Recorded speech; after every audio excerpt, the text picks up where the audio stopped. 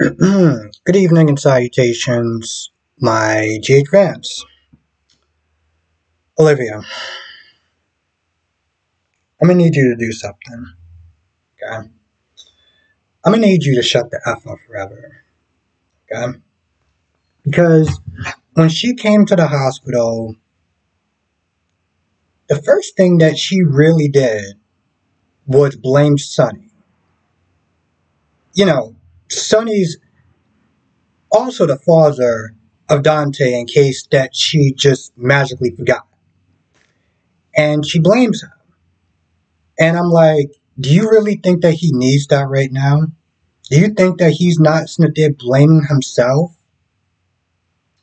And yet your dumbass comes in there and starts with him? Then at some point he goes to the church and she goes in there, she sits next to him. And she does apologize, and I give her credit for that. But before that wound up happening, I did forget to sit there and say this. As she's blaming him, she's like, this seems all too familiar. The time that Sonny shot Dante. And I'm like, let's just remind everyone once again that he didn't know that that was his child because you didn't tell him. So you are partly responsible for why he got shot because of you. And this is the same thing that Lois brought up. She got all pissy and angry and everything like that. Oh, how dare you throw it in my face? No, bro. She's speaking facts. Just because you want to deny it doesn't make it any less real. But she does apologize, and, Sonny doesn't go hard on her, and he's still sitting there blaming himself. And, in a sense, he has much more patience than I do in a situation like that. Because I would have reacted completely and utterly different. So I give him props for having way more restraint than I ever could. Now, also, Chase comes over there, and the first thing he does is apologize to Sam and Olivia. He told them what wound up happening, and they don't get upset with him, which is really odd because she's all in this emotional state. So you would sit there and think that she'd be like, "I can't believe you left my son there by himself to sit there and chase two suspects." I mean, she's all thinking all rational right now, right? Yet she didn't come at him with that energy. It's pretty interesting. Now, Dante told him to go back to secure the scene and everything like that while he goes after these two suspects, which, again, made zero sense because when he left, there was agents, there was cops already there. Him telling Dante to go back made zero sense. Now, one of my guesses was why the bulletproof vest didn't work was because bullets I like to call, well, I don't really like to call them, but the bullets that I call, or that they're named, is Widowmakers. And that's exactly what wound up happening because Sonny was like, I don't understand, like, he had a bulletproof vest. What happened? They were specifically designed to pierce through bulletproof vests. So that's why that wound up happening. Now, for some odd reason, Anna needed to ask Jocelyn and Dex the same question twice. I don't understand why we had to get them to tell the same story twice, other than the fact that they needed to sit there and make sure that this extended to an hour, because that's the only thing that made sense. Hell, even Jocelyn's like, we just told y'all. We just told the officer what happened. Yeah, but I need you to sit there and tell it again because, okay, sure, I guess we gotta sit there and listen to the story again. That's just awesome. Now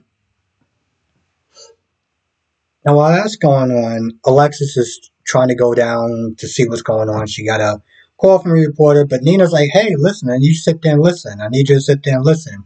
Brings up this gossip columnist, and he starts talking about all the good things that a gossip columnist can do and why it's a good idea for the newspaper to have it. And, Alexis is opposed to it, but she's not necessarily opposed to him. When he leaves, she's just more opposed to Nina.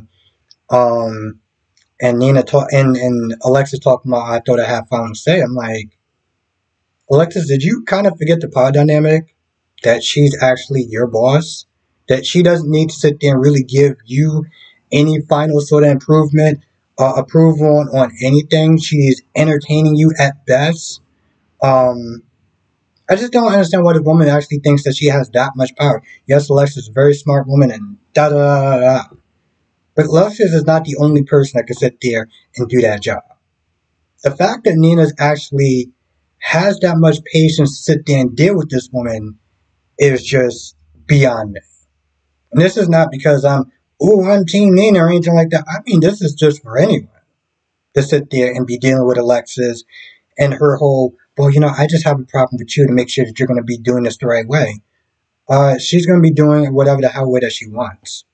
Why is she, like, answering your questions? It's just, wow, okay. Anyway, she does. She entertains her. She even says, well, this whole partnership is going to have to work on trust. You have to trust me to make this work. Okay, that's kind of laughable, but sure. Um, but then towards the end, Alexis gets a call again and tells Nina that, Dante was the one that got shot. Now, of course, I forgot to mention that Dex is there, answering questions for Jocelyn. Because for some odd reason, Anna needed to rehear the same story twice, and we had to sit there and sit through it. So that was just, awesome.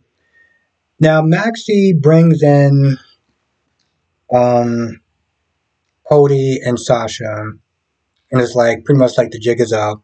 I know that you've been snitty trying to do this whole matchmaking thing between me and Spinelli, but it needs to stop. And also, Cody speaks very highly of Spinelli, like, hey, listen, he was snitty trying to do something good for you.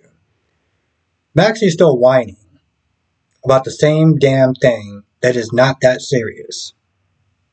And she talks about, well, he crossed boundaries and, try to make it seem like I couldn't handle it and da da da da da and blah blah blah blah. I'm just like, Maxie, this is getting old. This is getting annoying. Times like this, I'm very grateful that I still have Tetris on my phone because if I gotta sit there and hear her whine one more time, and hell, even Cody is being sarcastic, like, yo, listen, he's so bad, he helped you out with your financial situation. Sasha lost some points for me today, sitting there talking about, well, you're not going to understand it because you're a man. I'm like, okay, well, that was highly offensive. Playing the woman card. And I get the whole, well, you're not going to understand this because, you're not a woman and damsel in distress or whatever that she said. And I'm just like, Sasha, just keep that in mind the next time that a man says something. And plays the sex card, and you sit there and gets offended. There's just something about the double standards when a woman says something and it'd be like, well, you're not going to understand it because you're not a man. You're not a woman. I'm like, well, when men say that, you're usually the first people that sit there and get offended. So, yeah, I wasn't entirely too happy with her either. But Maxie's like, listen, so you asked me if you're trying to meddle in my love life, y'all need to sit there and worry about your own.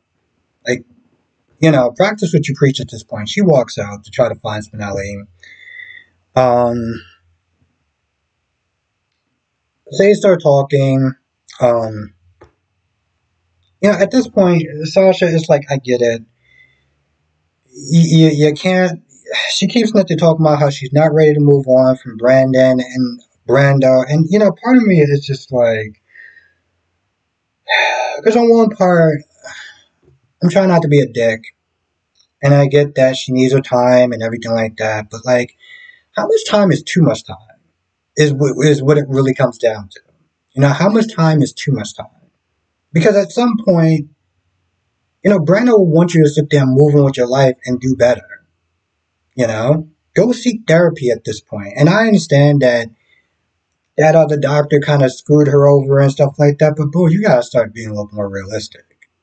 You know, like find a good doctor and start to get some damn mental health. Some mental health treatment because it's been a while. It's been a long time, and I think at some point it's like you either need to sit there and find a way to move on from Brandon, or you need to sit there and get your ass into therapy to start that process because this is just ridiculous at this point. They both talk about Pride and Prejudice, and I don't know where this is going. I mean, Cody keeps doing a whole good guy act of, well, I get it. You got to sit there and take your time. I'm not rushing you, which is fine, but like, I don't know. Part of it just seems kind of unrealistic. I mean, I know it's a soap opera, but every person does have their limits with patience. You know, just saying. So, what else I want to happen?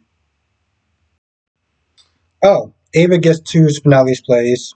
Well, studio or tiny little closet apartment or whatever. I have no idea what the hell this place is. Apparently, that's his house or something. I'm not really understanding how that's working. But anyway, Ava gets there, and Ava is like, listen, we gotta sit there and scrub the footage. We gotta salvage what you can. So she goes there to sit there and help him. Right? They're looking through the footage, and they both see Jason Morgan. And they're like stunned. They're shocked. Right? While they're sitting there seeing that, Maxie's banging on the door. Ava walks out. Maxie's asking questions, and she gets a sense of, you know what? You don't really want to answer those questions that I'm asking, right? She does start to talk about what wound up happening, and Spinelli can't focus on that right now because he's like, yo, listen, that's a ghost, right? So he can't get over it. And then maybe he tells Maxie in the next episode or whatever, like, I saw Jason. But Ava does go to Sonny's and shows him the footage. And he's just looking like, what's going on? Because apparently he had a drone. All the cameras is down. I mean, one of the cameras is down, and he was like he didn't want to place a camera that was going to be too obvious for the shooter to come in and see it. But he did have a drone, so good thing he had that drone. Now it seems like in the next episode, John goes to his closet of an apartment to try to get the footage. He's the FBI, so he's going to be, I got jurisdiction and I can take you to prison and yada yada yada and blah blah blah blah. Which is true. He's going to get that footage eventually. I think they just want Sonny to sit there and see it first. Meanwhile, Portia's sitting there working on Dante. Like I said, I don't think he's gonna get killed off. I don't feel like he is. I mean, they're doing a whole critical condition, and he's a fighter, and they're trying to sit there and get you to worry. Where it's like when you've been watching soap operas for a long time, it's like the level of suspense. It's not as great anymore. It's not particularly as great as for me because the internet, right? But even without the internet, it's like you watch enough time to know, like, yeah, they're not gonna kill him off. They're not gonna kill him off. I don't even understand when I go like on Instagram and Twitter and stuff like that, and I'm like, oh man, if they kill Dante off, I'm gonna be pissed off. I'm just like, well, but that they're not gonna kill him off, so I don't really understand why even like why'd you even write that comment for? Um, I feel like again with the internet, it's like everything is just spoiled. So it's like we have an idea, all of us, unless you choose not to go on any websites or anything like that. And the sad thing, here's the thing. The sad thing is that let's just sit there and say, even if you don't, right? You just go on YouTube, right? And you watch reviews and stuff like that. They're always going to sit there and put up a page. They're going to put up a page. And the spoiler is going to be in the thumbnail. And she'd be like, well, you know, the actor decided to quit or whatever, and so that's just you know, regardless. I remember a while back when Infinity War or Infinity Gauntlet happened, and I didn't want to be spoiled, right? But they literally put in the title, "The Hulk can't transform," and I'm like, mother, like I got so angry, right? I mean, the movie literally came out like not even that long ago, and it just YouTube recommended it. So my point is that you're just gonna get spoiled if that's just the case. And since I didn't see anything, we all know he's coming back. I feel like that's about it, but I also feel like there's more to talk about. I don't know why. I just feel like there's more that I could sit there and keep going. But then this video will just be longer than I intended it to be. So, come to the live stream tonight. 8 p.m. Eastern, 5 p.m. Pacific. We'll sit there and talk about all the shows. Everything that I probably want to sit there and say more about, I will sit there and say it in a live stream, as well as Bold and the Beautiful, Young and Restless, and Days of Our Lives, because I have some thoughts on that as well. So definitely come through. Because even if I don't do a review on Young and Restless or Bold and the Beautiful or whatever, I watched it and I have thoughts on it. So I'll definitely love to sit there and talk about it, as well as General Hospital, of course. Anyway, with that being said, I'm going to go. I'll see you in the next video.